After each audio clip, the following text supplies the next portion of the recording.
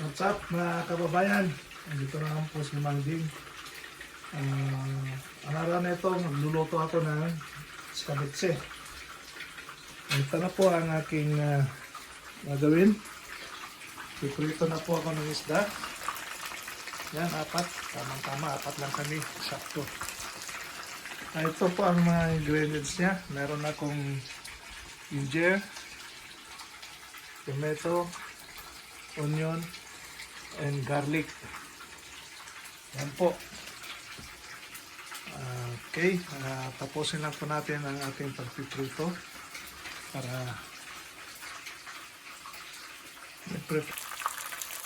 prito na po ang isda, tapos na. So, nilipat natin dito.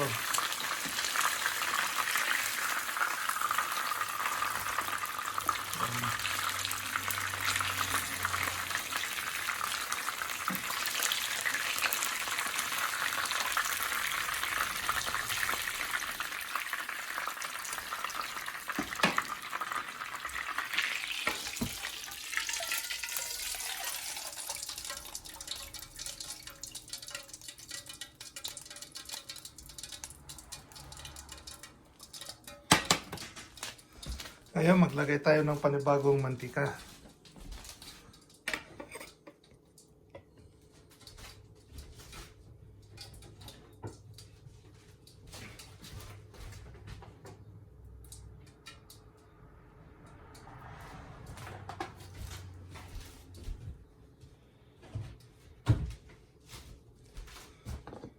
Lagay po na natin to garlic.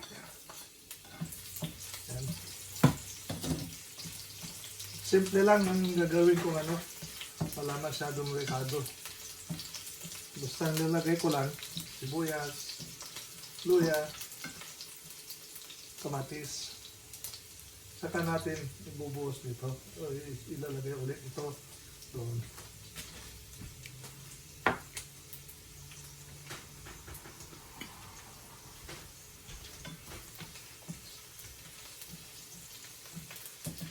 Medyo papulain lang natin ng konti yung bawang para masarap-sarap.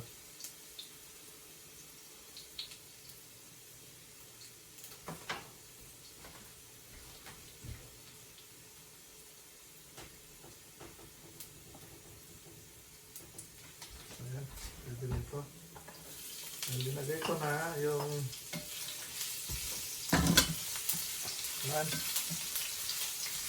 ginger.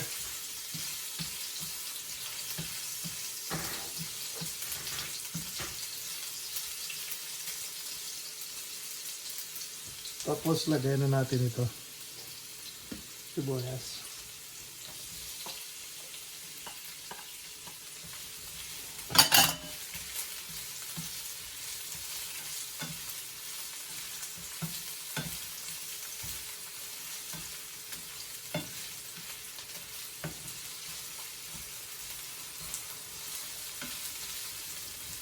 Medyo palabutin lang natin tong sibuyas niya bago natin ilagay yung kamatis.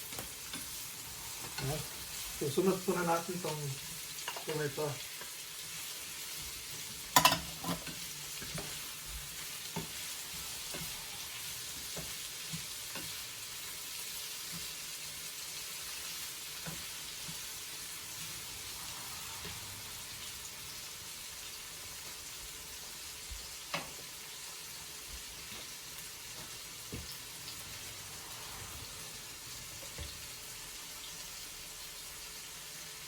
Hintayin lang natin na maluto na po ng konti. Balikan natin mamaya. Nalagay po tayo ng konting paminta. Ayan.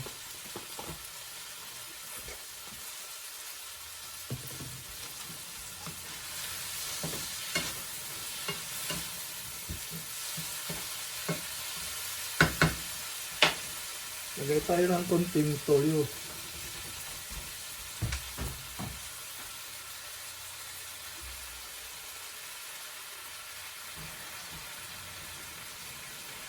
Two tablespoon ng toyo.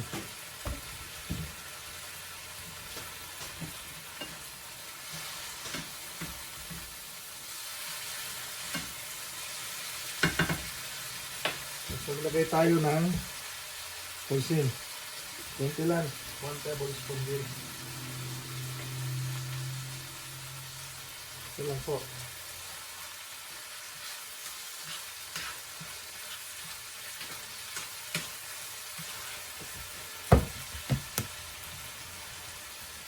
At saka oyster sauce.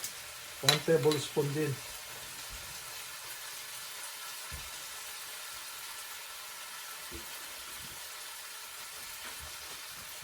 Ito na po.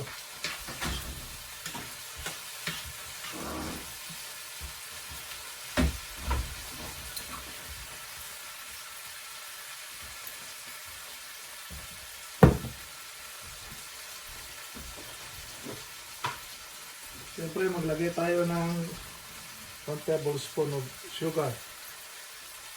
So,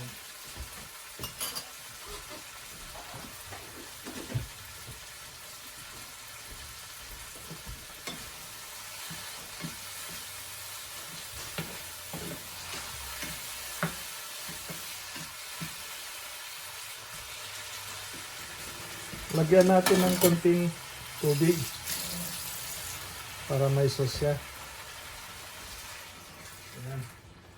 Konting 1 cup of water.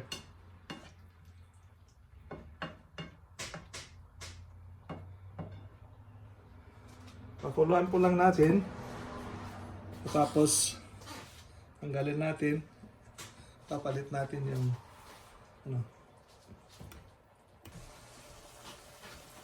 Ito, kumukulo na. Lagay natin dito. Okay, balik. At ilagay na natin itong isda.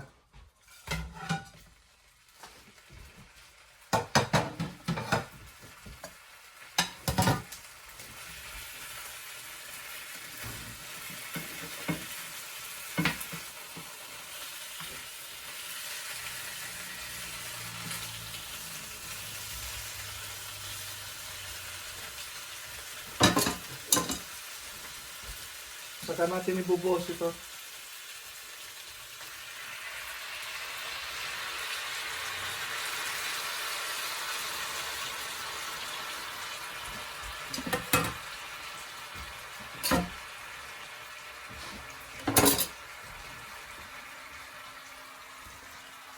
Yan, mga kababayan, ito na.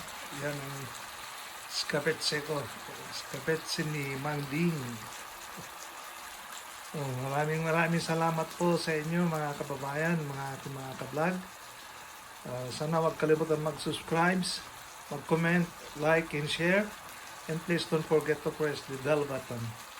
Maraming salamat sa inyong lahat, sa inyong pagsusubaybay sa aking vlog.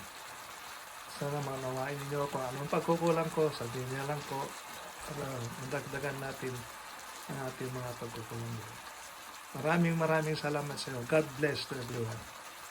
Bye.